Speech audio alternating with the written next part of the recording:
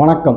ஜிகேஎஸ்வி ரவிச்சந்திரன். இந்த வீடியோவில் நம்ம பார்க்க போகிறது டிலே அனலிசஸ் அல்லது பாட்டில் நெக்.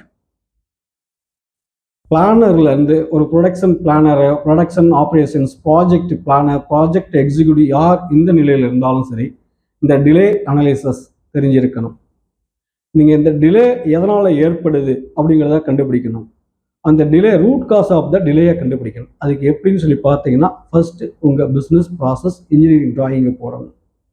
ஃபிஷ்போன் டயக்ராத்தை பயன்படுத்தணும். இதை ரெண்டையும் மெர்ஜ் பண்ணி ரூட் காஸ் ஆஃப் த ப்ராப்ளத்தை நீங்கள் கண்டுபிடிக்கணும். ஸோ ஒரு இடத்து அப்போ ரூட் காஸ் ஆஃப் த ப்ராப்ளத்தை நீங்கள் கண்டுபிடிச்சா அதுக்கு பேர் தான் பாட்டில் நெக்.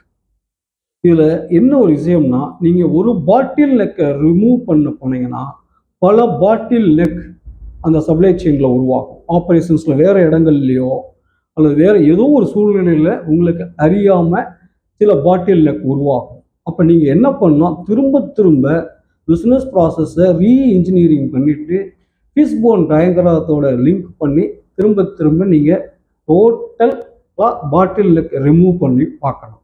இந்த டோட்டலாக பாட்டில் நெக்கை நீங்கள் ரிமூவ் பண்ணும்போது பேலன்ஸ்ட் ஸ்கோர் கார்டை பயன்படுத்தி இது வந்துட்டு காஸ்ட் எஃபெக்ட் எதுவும் ஆகலை, சேஞ்சஸ் ஆகலை, ப்ராஃபிட்டில் எதுவும் மாற்றங்கள் ஏற்படுத்தலை. ஆனால் ஆப்ரேஷன் ஸ்ட்ரீம் லைன் படுத்தினாலும் கன்சிடர் பண்ணி இந்த பாட்டில் நெக்கை ரிமூவ் பண்ணலாம். ஆனால் அதே நேரத்தில் வந்துட்டு டோட்டல் எஃபெக்ட் பாட்டில் நெக்கை ரிமூவ் பண்ண போய் டோட்டல் எஃபெக்டிவாக ப்ராஃபிட்டை டிக்ரீஸ் பண்ணுது அல்லது டோட்டல் காஸ்ட்டை இன்க்ரீஸ் பண்ணுதுன்னா அந்த பாட்டில் நெக்கை ரிமூவ் பண்ணக்கூடாது, அதை அப்படியே வச்சுக்கணும்.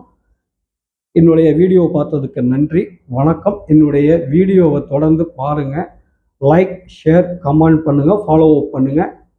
நன்றி, வணக்கம்.